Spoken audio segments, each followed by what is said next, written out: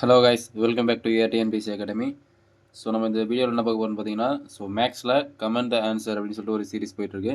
So அதில் second கொஸ்டினுக்கான answer பார்ப்போம்.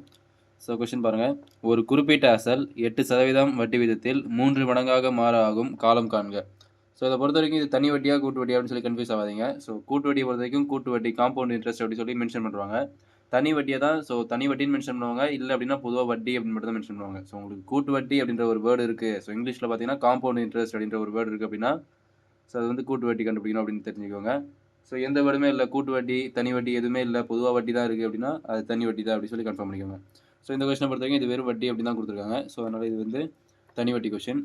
So தனி வட்டிக்கான formula PNR divided by 100. So அதாவது simple interest equal to PNR divided by 100 அப்படின்றது தான் தனி வட்டிக்கான ஃபார்முலா. ஸோ இந்த மெத்தடை பொறுத்த வரைக்கும் பிஎன்ஆர் டிவைடட் பை 100ல் உங்களுக்கு எந்த வேல்யூ கொடுத்துருக்காங்களோ அதை மட்டும் எடுத்துக்கோங்க, கொடுக்காத வேல்யூ நமக்கு தேவையில்லை. ஸோ இதில் பார்த்தீங்கன்னா ரேட் ஆஃப் இன்ட்ரெஸ்ட் 8% கொடுத்துருக்காங்க. ஸோ 3 மடங்காகன்னு சொல்லி கொடுத்துருக்காங்களா, இந்தமாதிரி மடங்கு கொஷின் வருது அப்படின்னாலே இந்த 3 மடங்கு எத்தனை மடங்கு கொடுக்குறாங்களோ அது கூட ஒன்றை மைனஸ் பண்ணிக்கிட்டு அதை சிம்பிள் இன்ட்ரெஸ்ட்டாக எடுத்துக்கோங்க.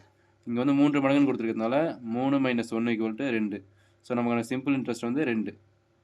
ஸோ புரியுதுங்களா, இங்கே வந்து எத்தனை மடங்கு, இந்த மடங்குன்ற வேர்டு இருக்குது அப்படின்னாலே இங்கே எத்தனை மடங்கு கொடுக்குறாங்களோ அத்தனை மடங்கு கூட 1 மைனஸ் பண்ணிக்கிட்டு அதை வந்து சிம்பிள் இன்ட்ரெஸ்ட்டாக எடுத்துக்கோங்க. ஸோ இங்கே வந்து நமக்கு நம்பர் ஆஃப் இயர்ஸ் காலம் தான் கேட்குறாங்க. ஸோ என்ன தான் கொஷின். ஸோ இங்கே வந்து நமக்கு பிரின்சிபல் கொடுக்கவே இல்லை. ஸோ அதனால் நமக்கு பிரின்சிபல் தேவை கிடையாது. ஸோ அதை அடிச்சிடலாம். ஸோ அப்போ பிஎன்ஆர் டிவைட் பை 100ல் என்ஆர் டிவைட் பை 100 மட்டும் போட்டால் போதும். ஸோ என்ன தான் கொஷினில் இருக்குது. ஸோ அதான் நம்மளுக்கு கேட்குறது. ஸோ ஆர் வந்து 8% டிவைட் பை 100. சிம்பிள் இன்ட்ரெஸ்ட் நம்ம பார்த்துட்டோம். ஸோ எத்தனை மடங்கு கொடுத்துருக்காங்களோ அதில் 1 மைனஸ் பண்ணிவிட்டு நம்ம சிம்பிள் இன்ட்ரெஸ்ட் எடுத்துக்க போகிறோம். ஸோ 3 - 1 2. ஸோ 2 தான் நமக்கான சிம்பிள் இன்ட்ரெஸ்ட். இதை அடிச்சிங்க அப்படின்னா டேரெக்ட் ஆன்சர் வந்துடும். ஸோ இது 1 டைம், இது 4 டைம்ஸ், இது 1 டைம், இது 25 டைம்ஸ். ஸோ இப்போ number of years n = 25 years. So இதான் நமக்கான answer. So option C is the right answer. So இது உங்களுக்கான கொஷின் கைஸ். ஸோ இதே கொஷின் தான். ஒரு குறிப்பிட்ட அசல் 8% வட்டி விதத்தில் இருக்க பதில் அதுக்கு பதில் 10% வட்டி விதத்தில் 3 மடங்காக பதில் 5 மடங்காக மாறாகும் காலம் காண்க. ஸோ ஒரு குறிப்பிட்ட அசல் 10% வட்டி விதத்தில் 5 மடங்காக மாறாகும் காலம் காண்க.